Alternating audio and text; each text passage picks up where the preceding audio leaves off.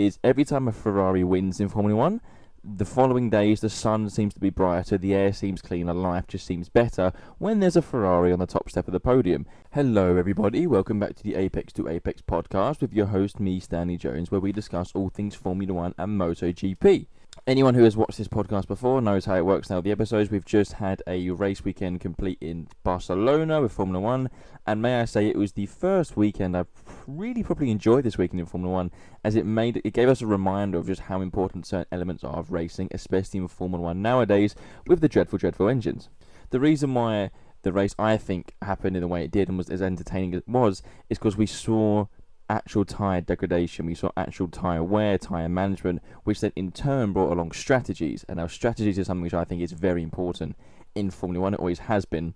And it proves the point that one-stops should be abolished forever in Formula 1, and we need this difference in strategies, this difference of driving, this aggressive driving, and this aggressive in turn strategies. Again, for anyone wonders why my eyes dart from you guys to there to everywhere else, I've got so many screens on that I will never get used to seeing. So when I look here, I'm admiring myself. When I look at there, I'm admiring the camera.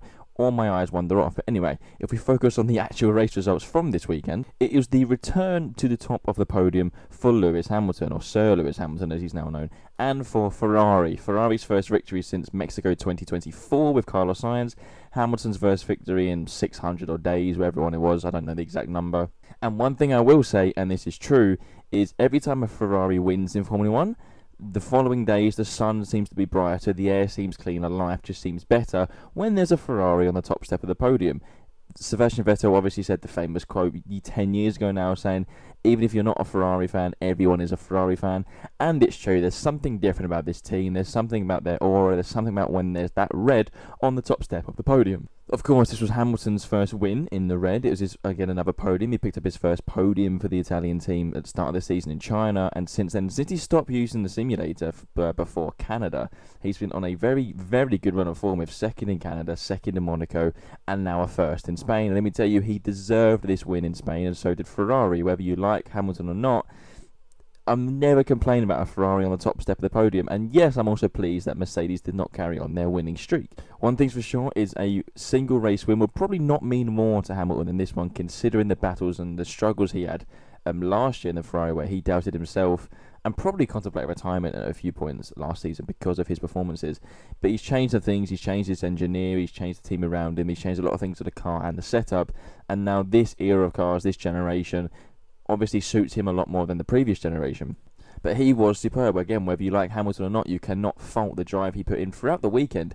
In Q3, he put a phenomenal lap in right at the end to go second on the grid and actually split the Mercedes on the grid. And I did wonder at the start of the race how we'd keep up with the Mercedes, because obviously I thought everyone, you could see in the live stream, we went live again on Apex to Apex pod on Twitch, but people were predicting in the chat that Hamilton would win, and I was like, not a chance. Oh, that'll only happen if something happens to the Mercedes, which of course it did happen to especially one of them. But even if that didn't happen, and even if the VSC that happened later on, which we'll explain, didn't happen, I think Hamilton still would have caught them and passed them anyway, because his pace was phenomenal, his tyre management was phenomenal. It looked like the way he had the long sweeping corners, especially at turn 10 and 12, the way he was driving this car looked like the Hamilton we remember from his winning days, and it was a phenomenal sight to see.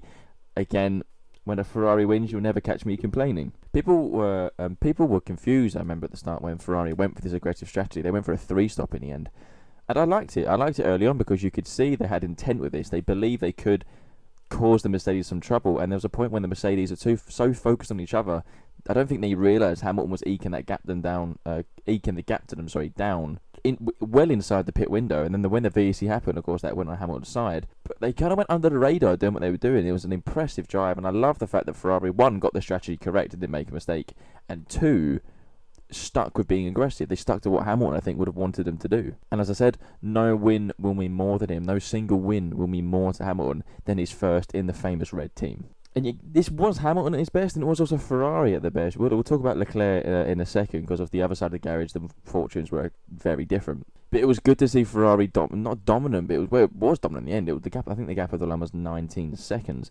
But it was good to see Ferrari excel at the top as they used to do back in the day, and it was good to see Ferrari and Hamilton kind of merge together in the way they were doing, and be the cause and track the way we're watching. Everyone was looking at what he's doing. Where's that red car? Where's that yellow helmet? And I think that's what everyone's kind of been waiting for a bit since he joined Ferrari, which they didn't get last year. But this was really a signal of intent that Hamilton is clearly here to stay for a while longer. He's still got it, clearly. It's the first time we've seen it in a long time. The 41-year-old has still got it in him to put on a performance like this.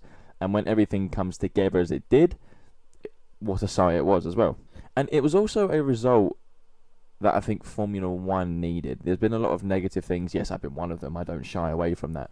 There's been a lot of negativity around Formula 1 this year because how dreadful the engines are and how that's affected the racing. There's been tweaks already made to kind of make the racing better, make the qualifying better. And I think this was a result that aided Formula 1. Formula 1 needed one Ferrari at the top. Formula 1 always need Ferrari competitive. Formula 1 always need Ferrari at the top. And when they go on a winless streak like they have for over a year and a half now, as you said, Mexico 2024, that's not good. Formula 1 need their red team, their favourite team, because it is their goal. It is their team. It is Formula 1's team. They need them at the top. And also the British media, of course, need Hamilton at the top, because then they'll struggle to talk about anything. So now that we've got both of these combined, both at the top, it's the ideal situation for Formula 1 themselves. I think I got told that Hamilton was on the front page of the paper after his win. You don't get that with Formula 1 winners normally. Normally on the back page of the sports section, you don't normally get the winners on the front page. When you got Lewis Hamilton winning in a Ferrari, you're going to get, that's the power of that team, that combination winning. If we go over the race results as a whole quickly, of course, we had Lewis Hamilton win. Again, I'm looking at my phone, so I got my notes on in case you're wondering where I'm looking. We did have Lewis Hamilton pick up the full 25 points ahead of George Russell. Now, Russell was lucky to finish second. I think he had a poor performance on the Sunday. He was fast all throughout practice, and he was fast in qualifying, got pole position, and I expected more from him in the race where he needed to really come back and kind of answer Antonelli. But what instead happened was he was controlling the first stint, and then after the pit stop happened, he just didn't have any pace on the hard tyres whatsoever. Antonelli managed to catch, pass a couple of other cars actually, and catch Russell. Not need to catch him once, he caught him twice, managed to pass him on the second occasion. But if they didn't stop Russell earlier, Antonelli would have passed him in the second stint as well.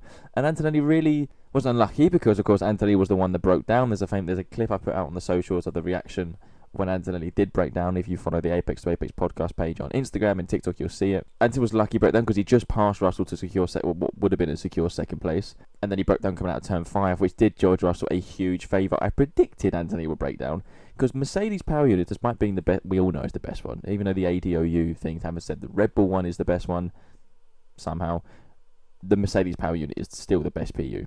But they've had reliability problems throughout the season, and I said before the race started, I reckon it'll be Antonelli's going pop, purely because it hasn't happened to him yet, and yet with about 8 laps to go, it went pop out of turn 5, just as he got into second place. But Mercedes really fumbled. They didn't gift Hamilton the win. Hamilton and Ferrari worked for it and they deserved it, but in the end they were aided because Mercedes, the drivers were so focused on themselves and their little scrap going on for what was first and second and third. Russell with, I think at one point, a very questionable defensive move on Antonelli down the main straight. He moved very late, but they left the window open to Hamilton to secure the victory and kind of undermine them. And that's very interesting to see Mercedes fall for that. Of course, with Antonelli's retirement, it meant Lando Norris picked up third place. Now, Norris, I think, had a very strong race. I was intrigued where he'd be after qualifying and practice, as McLaren were kind of quiet. Piastri's pace was awful on Sunday. But Norris actually stayed within, I think we were 3 to 4, I think within 3 seconds actually of the Mercedes the majority of the race. And again, was sitting comfortably in, I think it would have been 4th before Antonelli's retirement. He didn't have the pace to race with them, but he had the pace to stay in vision of them and stay kind of within the 2.5 second mark of them. And really after the pit stops when they covered Norris with Antonelli, you did have the top 4 cars at one point with Hamilton, Russell, Antonelli and Norris all in the same camera shot with about 10 laps to go down that main straight after the virtual safety car. So it's a very strong drive for Norris. Again, Norris has suffered from multiple reliability problems this season, so any result they can pick up, and with the first, I think it's Norris's first podium of the season, or second, I think it's his first, or is it second? One of them, first or second podium of the season. Strong drive for him. I don't think there's more he could have done in that McLaren compared to Piastri, who languished down in, finished 5th, but really was down in 7th the entire time, well off the pace. In between the McLarens in 4th place was Max Verstappen. Now, Verstappen had a lonely race. Again, if Piastri was 7th the whole time, Verstappen was kind of 5th and 6th the whole time. Had nowhere near the pace for the ones at the front, but had enough pace to cover the ones at the back. With the retirements and the misfortunes of others, helped him probably up to 5th to 4th. That's all he could do again in that Red Bull.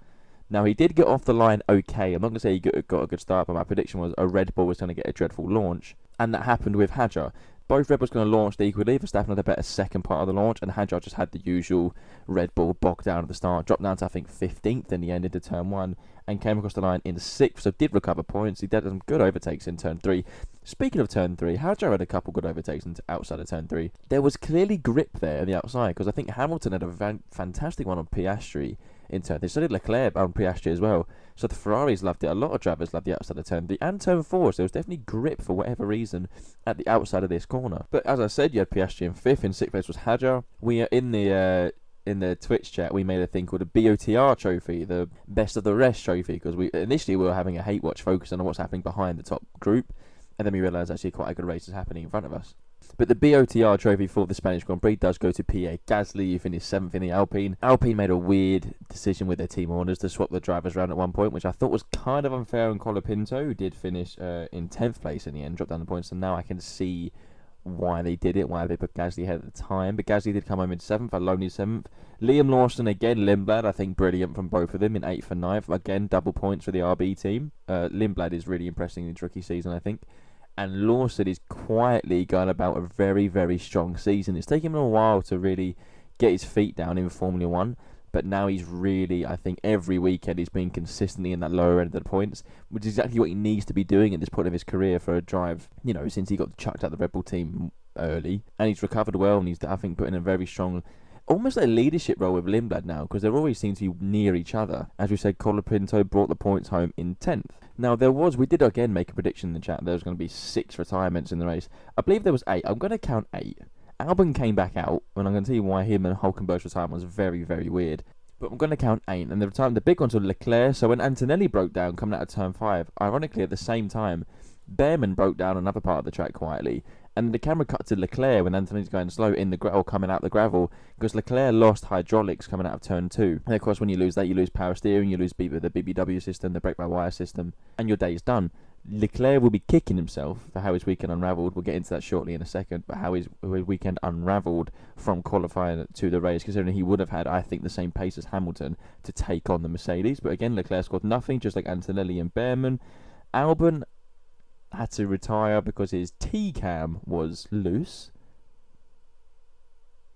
I don't think I've ever heard that one before. You can see the onboard, the T-cam's flailing about like this in the corners. I didn't know you had to retire if the T-cam's loose, but maybe it's a safety thing. The only other camera-related retirement I can think of top of my head would be the Ferraris. I think it was 95 at Monza when they were 1 and 2, and one of the cameras came off the suspension for the car in front and hit the Ferrari behind, taking that out of the race. That's the only one I can think of. It's an iconic one because it was Ferrari and Monza winning, and it kind of took out both cars in this situation.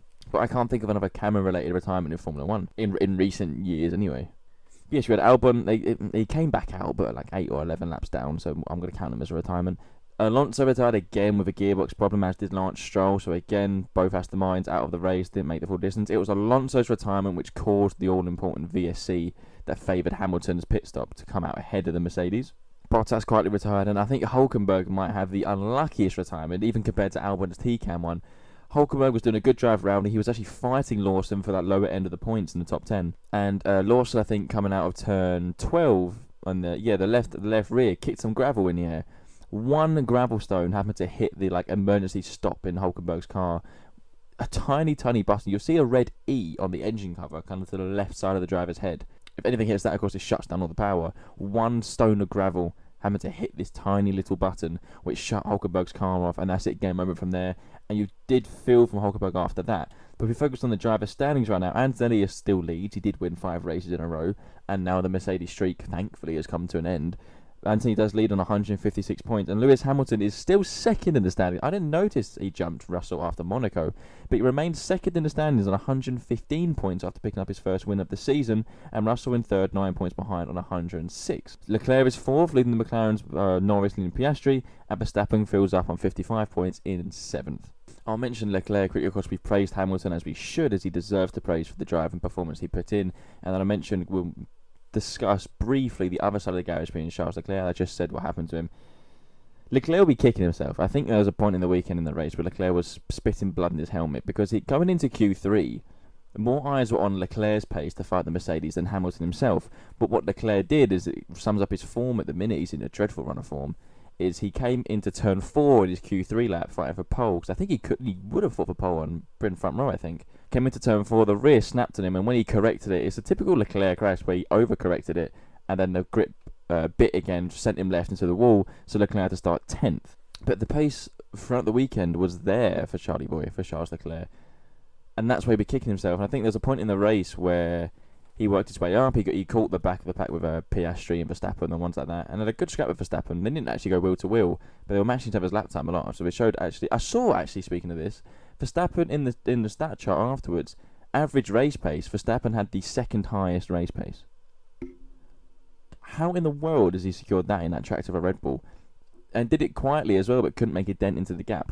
But back on Leclerc for a second. Yeah, Leclerc, there was a point where they said they're going to do this as a strategy to focus on Piastri, who is behind him now. And they wanted to cover Piastri. And Leclerc went on the radio and said, forget about Piastri, because he knew his pace was a lot better than him. And Leclerc's pace in free air was the pace of the front runners, and he wanted the team to focus on the leading group, which did happen, but he got to a lull in the race where when he was behind Verstappen, he couldn't really get close enough to overtake him. And then the hydraulic failure happened, and then Leclerc's day was done. So really the weekend just got worse. It started well for him, but just got worse and worse after Q3. Could it have been a Ferrari 1-2? Maybe the way the events went with Antonelli retirement, I think it would have been. I think he would have caught Russell and passed Russell, or been ahead of him anyway from the start of the race. With Antonelli, if he didn't break down, again, this is all if, buts and maybes. If Antonelli didn't break down, I think Antonelli would have maybe been there with the Ferraris, because Antonelli's pace was a lot stronger than Russell's. Russell did not do himself any favours with securing next year's Mercedes drive with the performance. And then what I didn't like is he blamed the team for not informing him when he needed to push for the strategy they were on. And I'm kind of thinking, isn't that should be in the driver's control of when you should push? I don't like the comments afterwards. But yes, Russell didn't help himself. Leclerc, I think, would have been up there in qualifying, and he definitely would have been up there in the race. But the run of form for the Prince of Monaco right now is dismal, especially Hamilton now picking up the win. Leclerc has just signed that long extension with Ferrari, so we know he's not going anywhere. But I mean, he's really on the back foot now in that team with Hamilton, who is now going to take further steps forward. We know what Hamilton's like. Once he gets that taste of winning again, he'll win a couple more this year, would not surprise me. Leclerc needs to match him. At least needs to match him in the next 2 to 3 races. But also, what does it say about the Ferrari package right now? It's the first time we've seen someone be able to compete with the Mercedes, which is it's a great sign for Formula 1 that people can compete. And if the Ferrari package is clearly strong, they've clearly worked a way around it where in the conditions that were there on Sunday in Barcelona, the temperatures and the way the track flows with the long high-speed corners clearly favoured Ferrari more than the previous tracks, but Ferrari have come on stronger and stronger the last 3 to 4 rounds. As I said, look at Hamilton's results. And I'm not complaining. I've already said I will never complain when a Ferrari is on the top step of the podium, and I think we need Ferrari to be there. We need this competition level, and I'm glad the package is coming strong for Ferrari themselves. Can they keep it up weekend in, weekend out? I don't know. I mean, we already know Mercedes are going to be competitive at every race weekend, and I'm hoping Ferrari can keep it up with them. Austria is the next race, well, less than 2 weeks now, but was 2 weeks on Sunday. Could be a similar event because tyre degradation is normally high in Austria as well, especially in the front, the outside front tyres, and especially in the middle sector and coming to the last 2 corners. They're all high speed, long corners. So maybe, but it's a short track, so the strategy will be slightly different.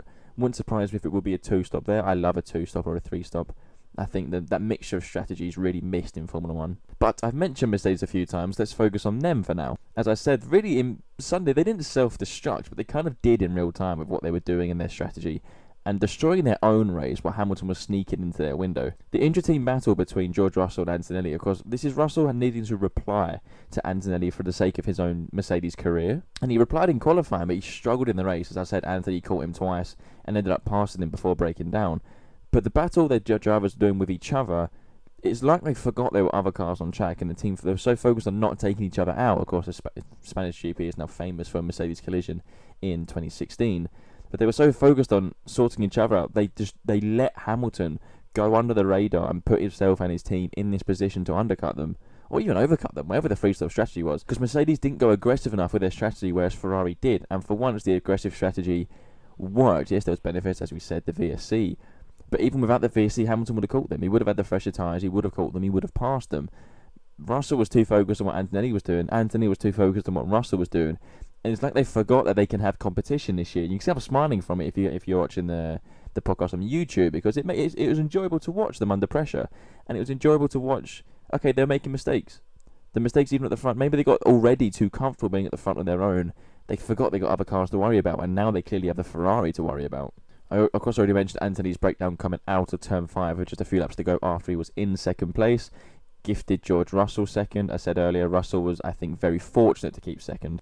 What Mercedes will be even more concerned about away from the inter-team battle is the reliability of their PU, of their power unit, because there's been multiple races now, consecutive multiple races, where a Mercedes power unit has gone pop. Whether that's been the Mercedes team or the McLarens, we know McLaren struggled at the start of the season with their reliability, and they still are. Norris has had breakdowns recently in Canada and Monaco. And of course, speaking of Canada, we had George Russell breaking down when he had a battery issue when he was fighting for the lead, and now we had Antonelli breaking down in Spain, as we said. So we're on, what is that, 4 consecutive races? 3 or 4 consecutive races? Maybe 5 consecutive races now. What a Mercedes power unit has gone pop in the race.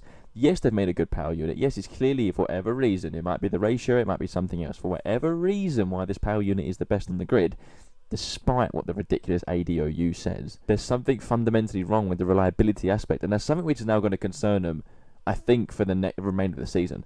Because we've seen they could be comfortable when it goes. Anthony wasn't exactly pushing after he passed Russell. Anthony also had a damage on his front right end plate, his front wing. I didn't ever see where that came from, or if it just failed on its own.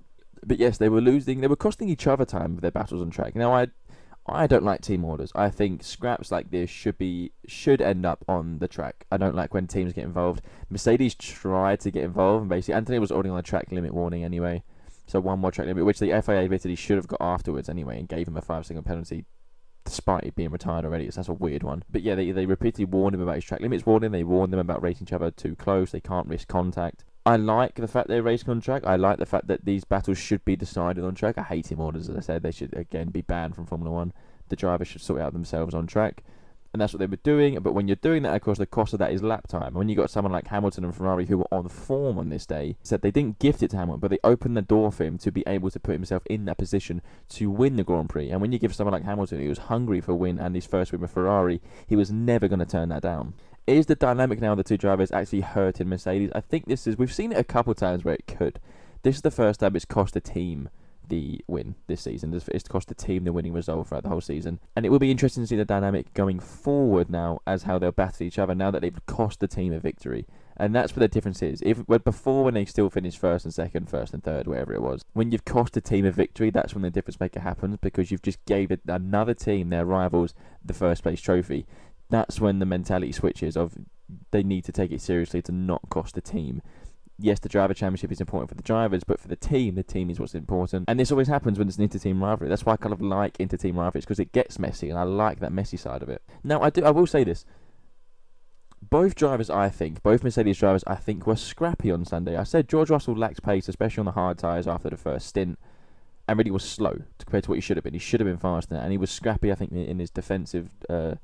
There was one moment when when he made the move, Russell moved very late and almost put Anthony on the grass down the straight, which I think was a bit off. And he was scrappy on the radio. He wasn't happy with the team doing something. I also think Antonelli was scrappy with the way he was attacking. Antonelli really should have been past Russell laps before he passed him. And I think they were both messy of each other. It's weird. It's entertaining watching them race each other, because there's clearly needle there now. Clearly, it's obvious there's needle there now with the drivers and the team itself. But they were scrappy. Now you can say, yes, entertainment sometimes comes from this scrappiness, this messy style of racing. Keep doing it, because it's fun to watch. It's funny watching it. I do enjoy that thrill of it.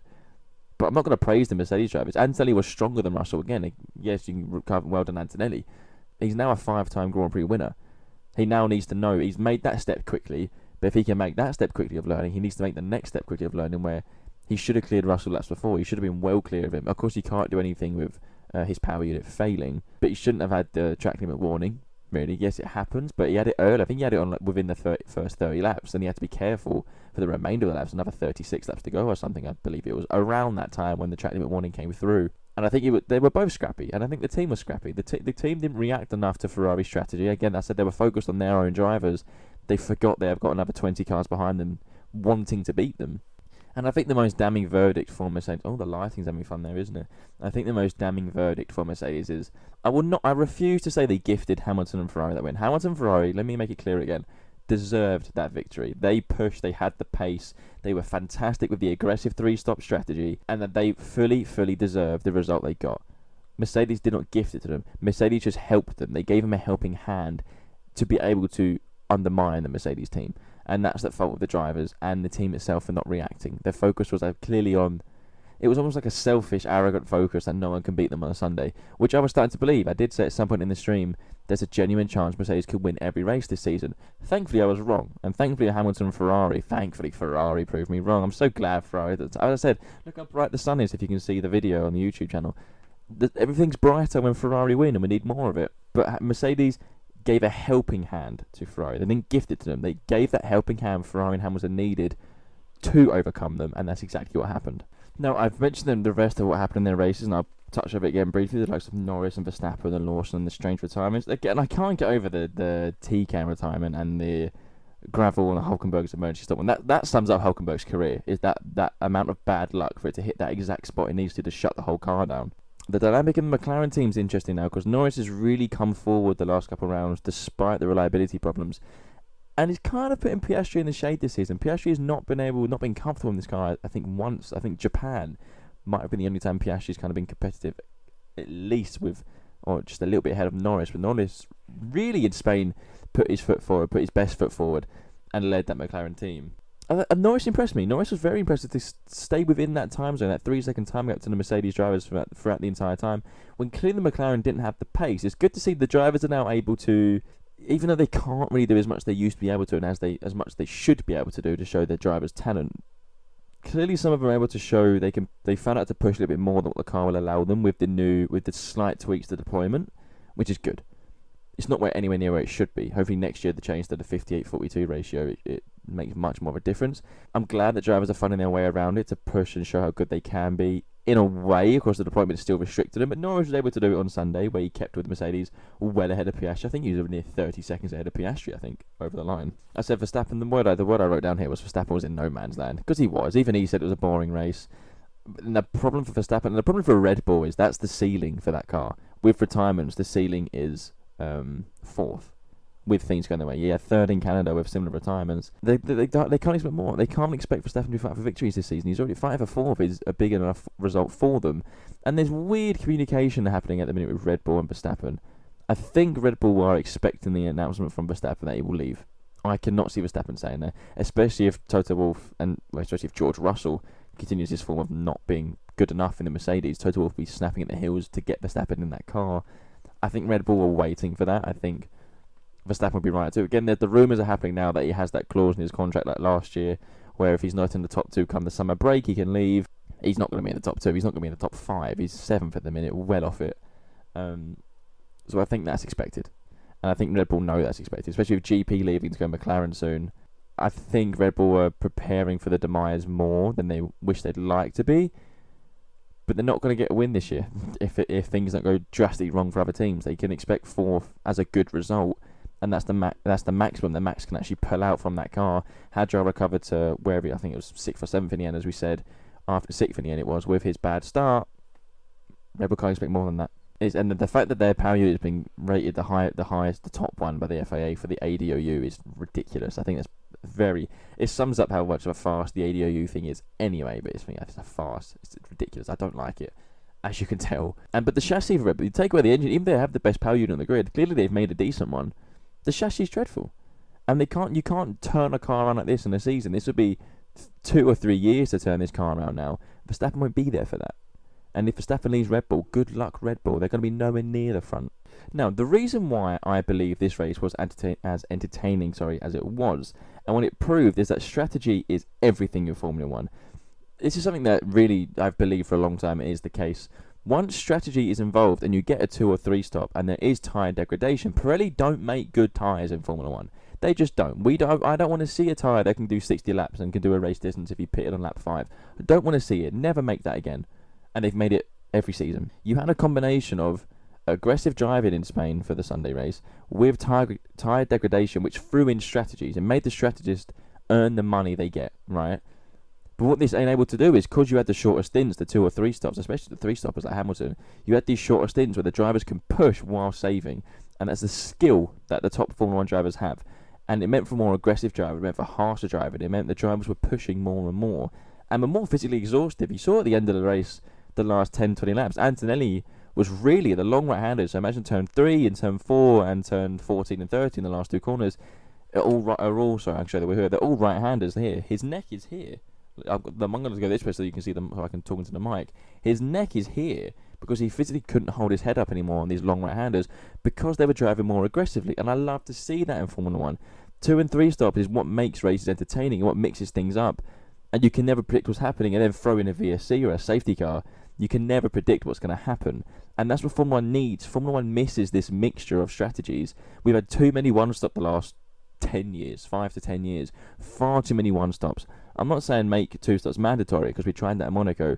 And F1 strategists, that's a difficult word, are smart enough to figure out the quickest way to do a mandatory 2-stop. That's why you need to bring in tyre deg. You need to bring in tyre degradation. You need to bring in these temperatures in the tyres when the drivers are unable to push but have to save at the same time the tyres to make a different strategy work. Ferrari won away from what Mercedes are doing, away from the drive, what the other drivers are doing.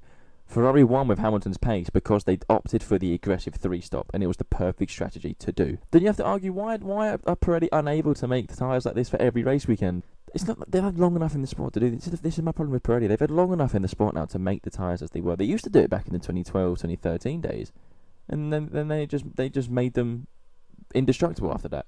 I don't want to see a hard tyre that can do 60 laps. As I said, I think the longest hard tyre stint before the last stint was about 26, 27 laps. And the tyres were going by them. We saw on Friday the soft tyres. They were predicted to last 15 laps. I don't think they lasted 12 for the people who started on the softs, which again was odd. Then I slated that strategy, and Hamilton started on the softs and won on a 3-stop. So what do I know? But the mediums, I think, lasted about 17, 18 laps, which to me is how it should be, because that's been 18 hard laps of pushing that tyre. And I think that's the exact way to do it. Make a 3-stop, make a 2-stop, go aggressive with it, change things up, and this is the result you get. This is the entertainment you get. I've slated Formula 1 happily, well, not happily, I've angrily slated Formula 1 since the start of the season because it's been a dreadful product. This is the Formula 1 I know of with the strategy. This is the mixture I know of what Formula 1 can do when you let geniuses be geniuses. It also needs, of course, when you bring in a mixture of strategies, you bring in decisions that can be wrong. That can also change things up. There are teams who, of course, I think Mercedes went the wrong way of their strategy, covering the wrong drivers. And you need, when it's a one-stop, you can't get a one-stop wrong because it's easy. You know when the tyre's going to go. You pit, that's it, pit stop done. Whatever, fine, see you later. You need decisions that can be perfect and aggressive, or you need also the risk of the decision being wrong. Because they're all human. They're all human. Decisions can be wrong, but this is what makes a race a race. It makes a Grand Prix a Grand Prix. You bring in the people whose minds are working. That's why they're paid in these strategist roles. Strategist roles. I can't say that word right now. And you bring in the mechanics and the pit stop crew for this exact reason, not just to do one stop into 65 laps. Make them do 3, make them do 2, make everyone think, make everyone's brain as active as they can be, make the entertainment come from this if we can't get it from wheel-to-wheel racing itself with these horrible engines. So of course it was a good race, a fantastic race to watch actually. Of course the issues still persist with what the problems have been all season. Spain actually I thought was going to be worse in terms of deployment and energy. The tweaks they made to Miami clearly have helped quite a lot. So add that combination with the tyre degradation, with the strategies, that's what made this good product be what it was. But it's proof that if the conditions are right, the sport can still be brilliant. The sport can still be the best sport on the planet. We just haven't seen it anywhere near enough this season.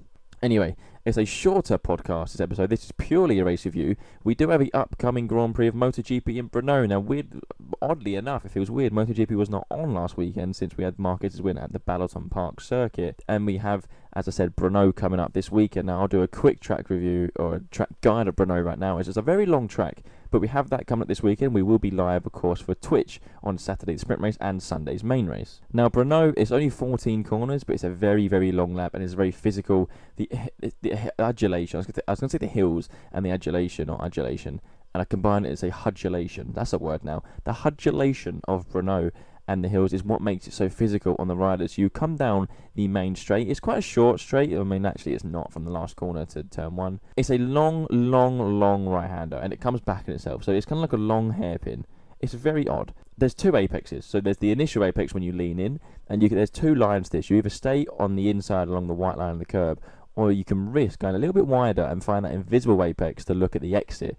Because the exit at turn 1 leads into a little kink. That's technically, it is turn 2, but for the riders, it's just the kink. This is where they'll gas the ride height device down and bomb it back up the hill for a little back straight to turn 3.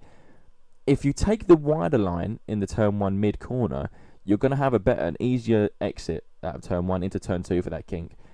But if you do it in a race, someone who's taken the inside line of the white line, there's a high chance they're going to come down the inside. I saw a clip the other day of, I forgot this incident happened, when Brad Binder won the 2020 Brno Grand Prix.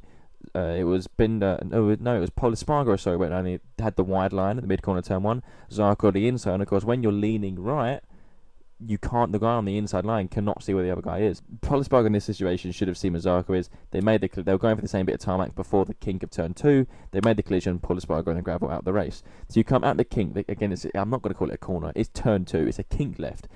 Ryan had the device down, you bomb the bike down the straight, really uphill. It doesn't look much uphill to you, but if we walked it, it'd take half an hour. It's very steep. You come uphill, it's quite a long straight actually into turn 3. Hit the brakes hard as you come to the prow of the hill. It's a 90-degree left-hander followed by a 90-degree right-hander.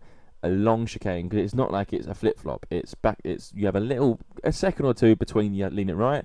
So of course you go for the inside curb, and you try and stay as far left as you can coming out of turn 2, because if you run wide on the exit of turn 2, you've ruined your entry for turn 3 completely. You want to stay tight of turn 2 on the exit, stay left, and then when that 1-2 second, it gives you time to flip the bike right. The track is wide, so you see the overtakes here. There's going to be a lot of overtakes here between turn 3 and turn 4, because the track's wide enough to do it. It's not a thin circuit, so you're staying left, then you can lean it right, and the way turn 4 is, it opens up towards the exit, towards another long straight, the hill we've just climbed without going back downhill at high speed. If you open up the entry to turn 4, it opens up in turn the exit, and you can get the speed going. This is the key thing going onto this back straight. So now we're going back down the hill. Right hand device again down. You hit the brake. It's a tricky braking zone into turn 5. Again, a tight right-hander, which is followed by another right-hander again shortly afterwards. But you're braking downhill. So again, you're going to see overtakes here. You're going to see riders run wide as they're braking down here. You're going to see the bike move a lot. You go to this right-hander at turn 5, which is quickly followed by literally an identical corner of turn 6. You want to stay wide at turn 5, so you have the entry into turn 6. But turn 6 quickly turns into left-hander at turn 7 that comes back on itself almost like a hairpin. Not like turn 1, a lot tighter, a lot shorter than turn 1. So you go through turn 6 now. You want to have your right knee on the inside curb in turn 6, and instantly throw left to turn 7. There's not a lot of gap between turn 6 and turn 7. You want to stay tight in turn 7. The penalty line, what's it called? The long lap is going to be on the outside of turn 7. So you want to stay, again, your left knee for the rider will be over the curb of turn 7. You want to go to the full right side of the exit of turn 7 for a tiny straight before turn 8 and turn 9, which is similar to turn 3 and turn 4, same direction, left and then right, but a little bit tighter, especially to turn 8?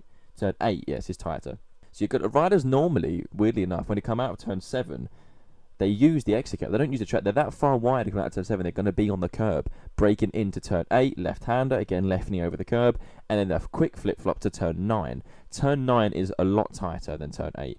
Turn 9 is a slow entry, a mid-corner. It gets tighter mid-corner before it opens out.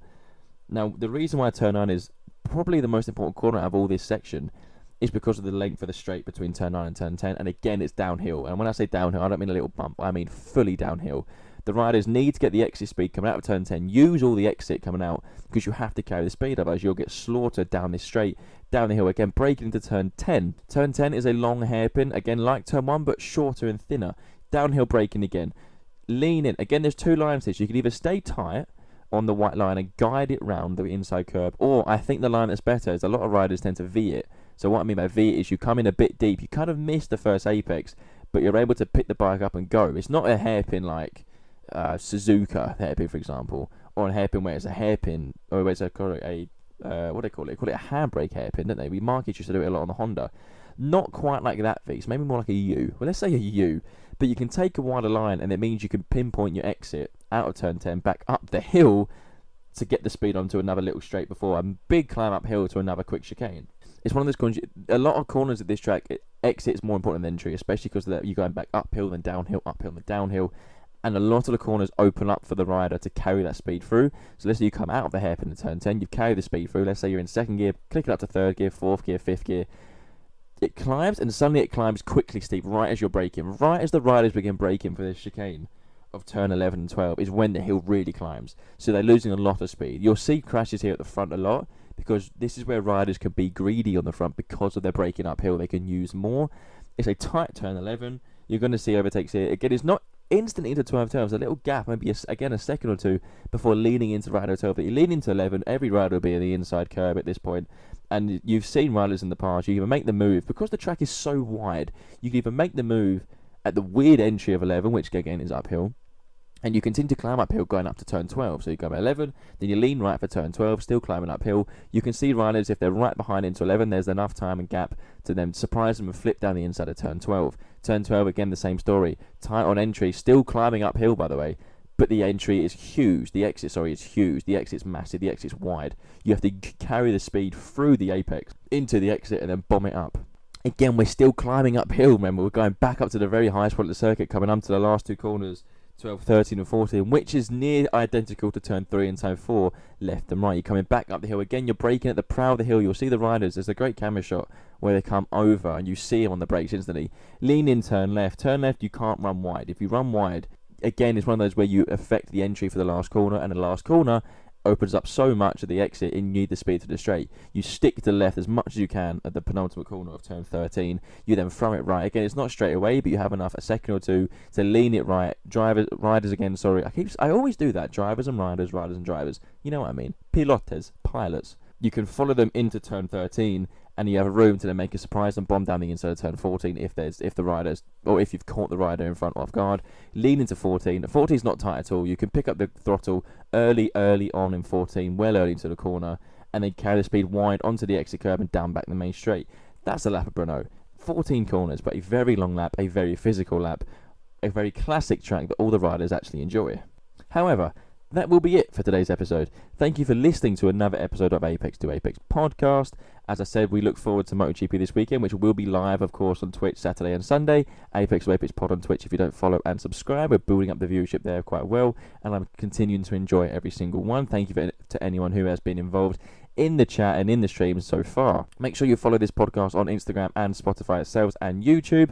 Apex to Apex podcast is the handle for all of those platforms. This episode will go out, of course, on Spotify for the audio and YouTube for the ones who have the gorgeous video of seeing my receding hairline. Thank you for everyone knows my hairline. Thank you for the comments on the Twitch stream for that, by the way. Appreciate that. I've said this for feels like months now. Once we're out of this weekend by weekend race, we will be bringing back the memorable moments and behind the visor. So keep sending in the suggestions there again. I know it's been a while, but we've had races all the time now, and I don't have time to do it when there's races going on. Anyway, away from that and away from all the plugs, I will leave the episode there. Thank you once again, and I'll leave you with the punchline of this podcast, which is the race is just a punctuation. I'll see you at the weekend.